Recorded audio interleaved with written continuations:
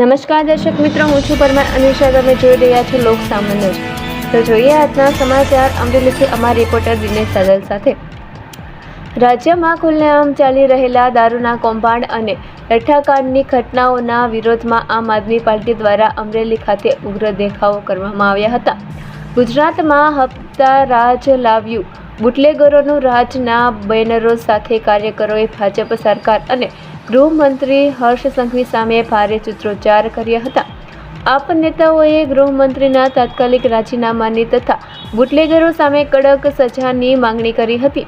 જે બાદ સરકારી હાથો બનેલી પોલીસે વિરોધ પ્રદર્શન કરી રહેલા આપ કાર્યકરો અને આગેવાનોની અટકાયત કરી પોલીસ સ્ટેશને ખસેડ્યા હતા. બોલો. જય ગોચલરામ.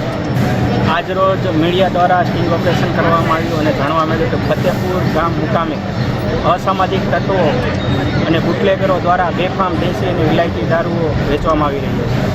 જેની પત્રકારો દ્વારા અને મીડિયા દ્વારા સ્ટિંગ ઓપરેશનમાં ખાલી બોટલો ભરેલી દેશી દારૂની પોટલીઓ આવું બધું મળી આવેલું છે. ખાસ જણાવવાનું આપ સૌને કે ત્યાં આગળ બેન દીકરીઓને માતાઓ જે બહાર ઝાંઝરું જાય છે ત્યાં આગળ લુખ્ખા આવારા તત્વો દ્વારા બેફામ દારૂના અડ્ડા ચલાવવામાં આવે છે અને કડક કરવામાં આવે છે. શું આજથી સુધી આ તંત્રને ધ્યાનમાં નહીં આવ્યું? આ પત્રકાર ભાઈઓ દ્વારા સ્ટિંગ ઓપરેશન દ્વારા પકડવામાં આવ્યું તો શું પોલીસ તંત્ર ઊંઘતું હોય છે?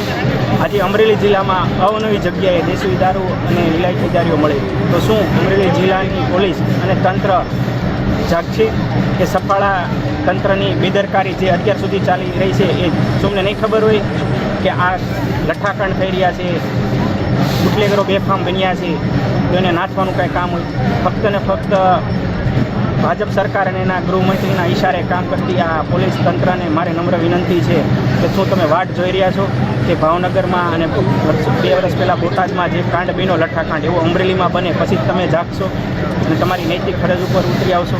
મારી બે હાથ જોડીને તમામ તંત્રના લોકોને અને પોલીસ તંત્રને વિનંતી છે કે કંઈ નહીં તો તમારે આવનારી પેઢી, તમારા સંતાનોને અને અમરેલી જિલ્લાના લોકોની અને આવનારા ભવિષ્યની ચિંતા કરીને આજે અસામાજિક તત્વોને દૂષણ છે અને બુટલેગરો છે એને નાખવાનું કામ કરો, જેથી કરીને તમને પણ ગર્વ થાય તમારી નોકરી ઉપર અને અમને ગર્વ થાય પોલીસ ઉપર. જય હિન્દ, જય ભારત.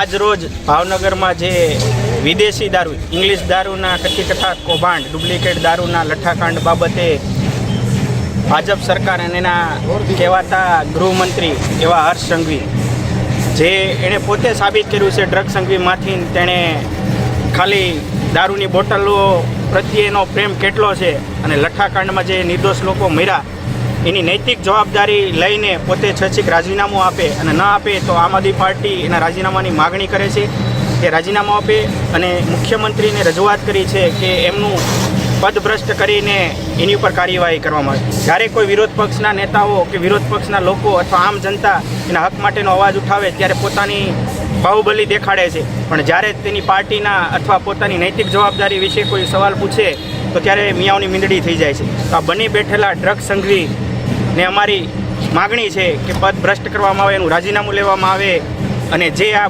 કથા કૌભાંડ થયેલું છે નકલી શરાબ અને લઠ્ઠાકાંડનું તેની ઉપર કાર્યવાહી કરીને એક ઠોસ સબૂત બેસાડવામાં આવે સજાના રૂપમાં, જેથી કરીને કેમ કે અવારનવાર આવા કૌભાંડ થઈ રહ્યા છે. એને અનુલક્ષીને આજે આમ આદમી પાર્ટી અમરેલી જિલ્લા દ્વારા